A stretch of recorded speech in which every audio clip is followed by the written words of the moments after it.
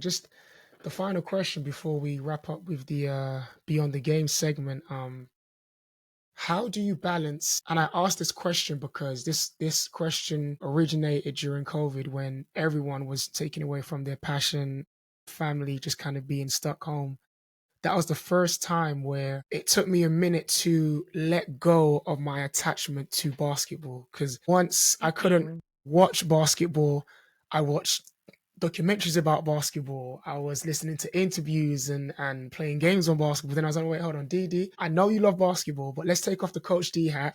What does Demetrius like to do? And it took me a minute to be like, okay, like there is more to me than basketball.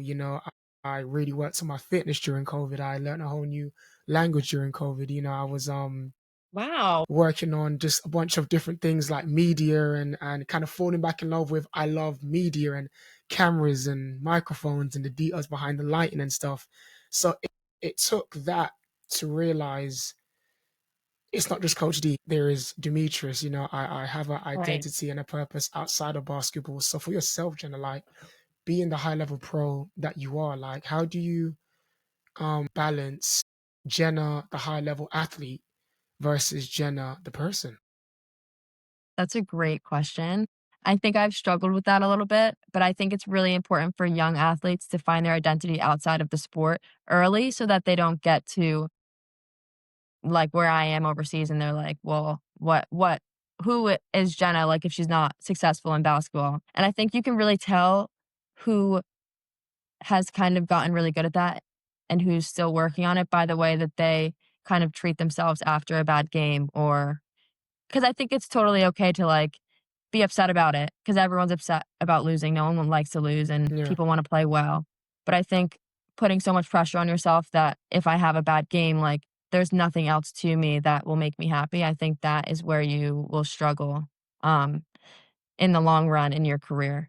And Hmm. a lot of people say that like if you there's so many interviews online from top athletes saying the same thing. I think it's really important to find an identity and not put your sole identity into your performance because then I think it can have a negative effect. Yes. Very true.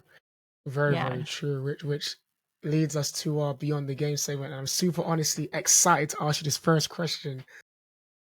Jenna, the first question I've got for you of the Beyond the Game segment. Now, this could go the basketball route or the life route or both. It's just Okay. really whichever side resonates the most. And the question Okay. is, what would you say, Jenna, is a skill that is taught by many but only mastered by a few? Oh my goodness. A skill that's taught by many but only mastered by a few. Um, that's a great question.